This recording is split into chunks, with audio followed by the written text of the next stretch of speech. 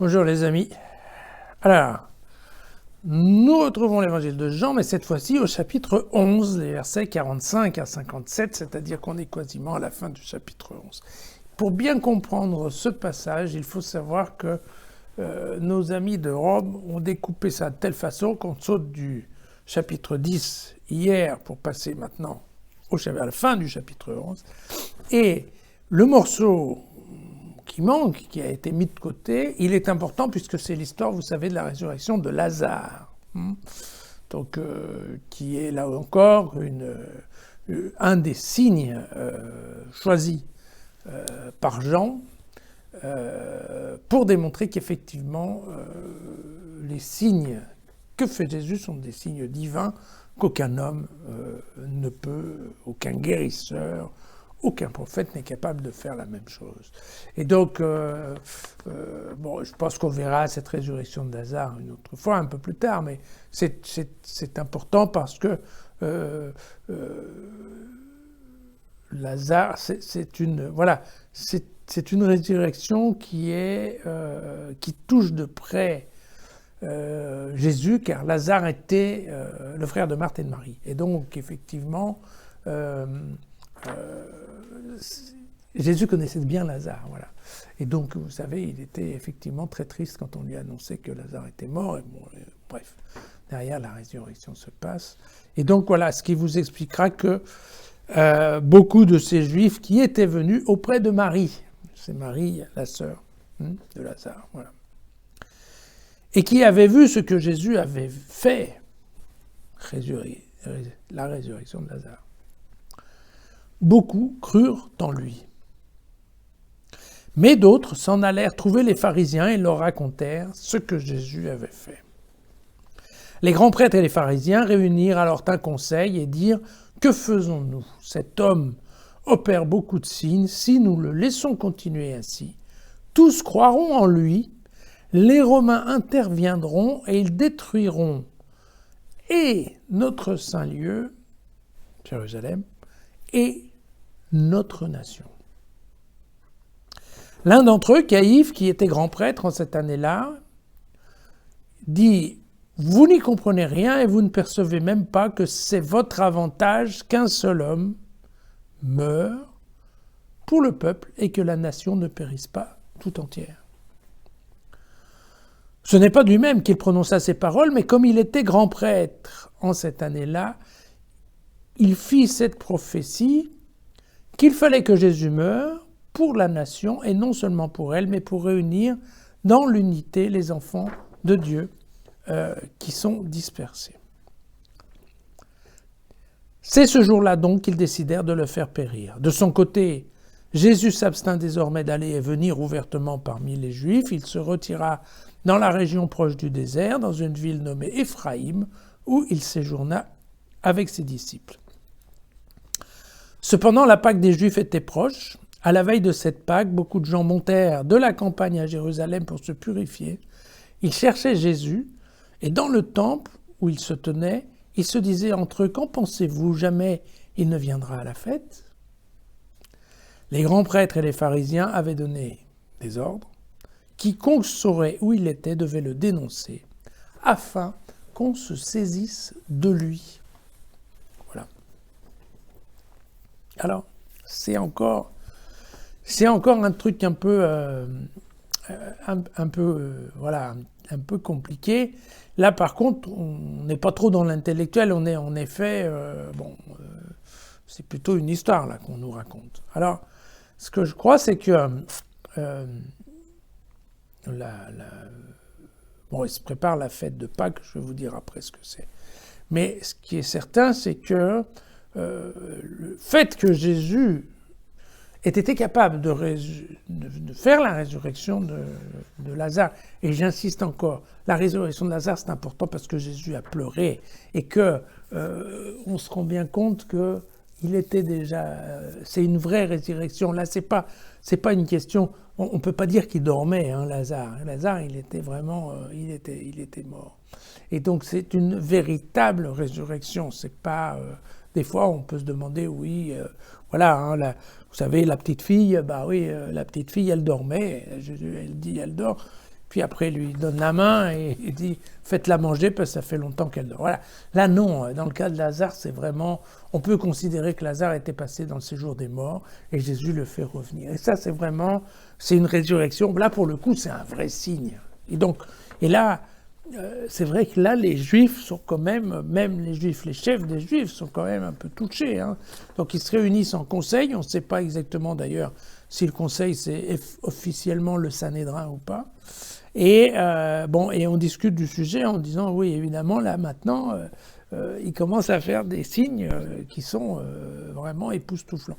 Alors, qu'est-ce qu'ils voient, les Juifs? Et ils le voient bien, surtout les pharisiens. En fait, les pharisiens avaient trouvé un système d'entente avec le pouvoir, avec les Romains, qui était de dire, bon ben voilà, vous vous occupez de ça, nous les Juifs, on s'occupe de notre religion et de mettre au clair à peu près tout ce qui se passe en termes de religion.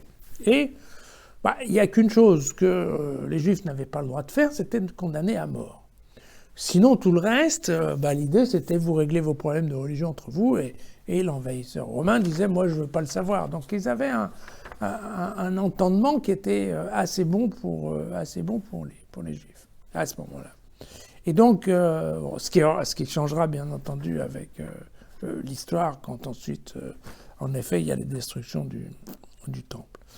Mais pour l'instant, la place des pharisiens, elle est plutôt bonne, ils sont bien, quoi, hein, ils sont tranquilles. Et donc, ce qu'ils voient venir, et là où Caïphe était vraiment stratège, c'est qu'il a compris que, voilà, si les Romains, et les Romains, effectivement, entendaient parler de ce qui se passait, si les Romains commencent à dire, ouais, effectivement, Jésus, ça risque d'être effectivement lui le Fils de Dieu. Et donc ça veut dire que, comme il est en bataille avec les Juifs, ça veut dire que les Juifs, en fait, dans peu de temps, ils vont plus compter, parce que les gens qui croient de la religion juive vont tous passer pour être chrétiens. Et donc, à ce moment-là, les Romains vont dire, OK, on arrête cette histoire-là. Et donc, les Juifs, on arrête cette histoire du temple, des pèlerinages et tout ça. On ferme. Et puis, évidemment, la nation juive, on verra ce qui... Voilà. Et donc, quelque part, c'est vrai, en fait, les chefs de la religion juive ont peur. Maintenant, ils ont peur. Depuis l'histoire de Lazare, avant, Jésus les agaçait, maintenant, Jésus leur fait peur. Très clairement, c'est ça. Alors, ensuite, c'est là où Jean a un petit coup de main qui est un peu sa patte. Hein, et il dit, oui, voilà, Caïphe, il a dit ça en étant grand prêtre, mais en fait, il a fait une prophétie. Parce que ce qui se passe, c'est que comme c'est Dieu, bien sûr, c'est Dieu qui manipule, et donc c'est Dieu qui a fait dire à Caïphe qu'il fallait mettre Jésus à mort, puisque, en effet, c'est bien la mort de Jésus qui ensuite va permettre l'unité des enfants de Dieu dispersés. En effet, l'idée étant la suivante, c'est que à partir de la résurrection, c'est ce qui va permettre le démarrage, effectivement, fort de la communauté chrétienne, et là, bien entendu, les Juifs vont se rallier. Donc, vous voyez, c'est un petit peu une petite pirouette que nous fait le Jean, en nous disant, voilà, Caïphe, peut-être c'est un stratège pour ce qui est des Juifs, mais c'est surtout que, en fait, Caïphe est manipulé par Dieu, et c'est pour ça qu'en fait, il prophétise, parce que quand il parle, en fait, c'est Dieu qui lui fait dire, qui lui fait prendre cette décision. Voilà l'idée. Alors, concernant, donc vous avez compris, donc c'est la deuxième fête qu'on voit. Hein, on a déjà vu la fête des tentes. Maintenant, alors c'est la fête de la Pâque juive. La Pâque juive qui s'appelle Pessah en juif. Vous vous souvenez que la fête des tentes c'était Sukkot. Alors Pessah, c'est une fête qui est faite pour, d'une part, comme d'habitude, remercier Dieu pour l'Exode, et d'autre part pour bénir quelque part la prochaine cueillette, enfin la prochaine moisson d'orge. Voilà. C'est pour ça qu'elle se passe avant l'été, en fait. Alors, cette fête juive, elle a deux coutumes, elle aussi, comme en général ça se passe. Il y en a une qui est de faire des pains azimes. Alors les pains azimes, je suppose que vous savez, c'est l'histoire des pains sans levain. Pourquoi les pains sans levain? Parce que dans la légende, enfin en tout cas c'est ce qui est écrit dans le livre de l'Exode, les Juifs sont partis si vite pour fuir l'Égypte qu'en fait ils ont pensé à prendre de la farine, mais ils ont oublié de prendre le ferment, et que donc pendant toute la traversée du désert, ils se sont mangés des galettes de pain plat, non levées, parce qu'ils n'avaient pas les ferments avec eux. Voilà. C'est une tradition qu'ensuite on a appelée le pain azim, et effectivement, pendant cette période de Pâques, les Juifs doivent manger du pain azim. Voilà. Si possible, certifié kosher. Il faut savoir que dans le service de certification kosher des aliments, il y a une certification qui est spécifique pour la Pâque. Voilà. Et donc, voilà, ça continue d'être une coutume qui est encore assez bien appliquée chez des Juifs pratiquants. Après, la deuxième coutume qui vient avec, c'est l'histoire d'un agneau que l'on égorge, enfin, et dont on peint les piquets de la tente avec le sang. Et ça, c'est un rappel aussi du passage de l'Exode, dans lequel il y avait cette question assez horrible. Vous savez que Dieu a envoyé 10 plaies sur l'Égypte, et une des plaies, la 10e plaie, c'est le massacre des premiers-nés. Voilà. Et en fait, Dieu, pour préserver le peuple d'Israël, leur a dit, vous faites une chose, quand vous avez des enfants, prenez, vous égorgez un animal et vous peignez le linteau de vos portes de rouge, ce qui fait que quand moi je passerai pour tuer les premiers-nés, eh bien, vous, votre maison, votre peuple sera épargné. Voilà. Et donc c'est en effet cette horrible coutume qui était à l'époque, qu'on maintenait à l'époque. Aujourd'hui, je ne pense pas que ça se fasse encore. Je ne pense pas que... par contre, ce qui se fait, c'est qu'effectivement, à Pâques, les Juifs mangent de l'agneau, bien sûr. Voilà. Et donc, je crois que, voilà, je crois qu'on a tout vu avec cette deuxième fête. Bon, il y en a une troisième qui arrive bientôt, vous inquiétez pas. Et donc, c'est évident que vous avez vu qu'à la première, Jésus, même s'il a cette notion qu'il est dangereux pour lui de monter à Jérusalem, eh bien, à la fête des tentes, Jésus est monté à Jérusalem. Et là, comme de par hasard, il est planqué dans le désert avec ses disciples, mais ça commence à être Pâques.